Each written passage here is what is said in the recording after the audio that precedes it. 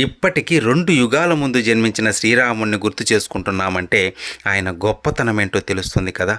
ఆయన నేర్పిన సూత్రాలు, ఆయన ఆచరించిన విధానాలు మానవ జాతిని అంతగా ప్రభావితం చేశాయి. ఎంతగా అంటే ఒక మంచి కొడుకుగా, మంచి భర్తగా, మంచి అన్నగా, స్నేహితుడిగా అన్నిటికీ ఆయననే ఉదాహరణగా తీసుకుంటున్నాం. అంతేకాక మంచి పరిపాలనకు ఉదాహరణగా శ్రీరామరాజ్యాన్ని ఇప్పటికీ తలుచుకుంటున్నాం. కానీ ఎక్కడా నేను భగవంతుడిని అని చెప్పుకోలేదు శ్రీరాముడు.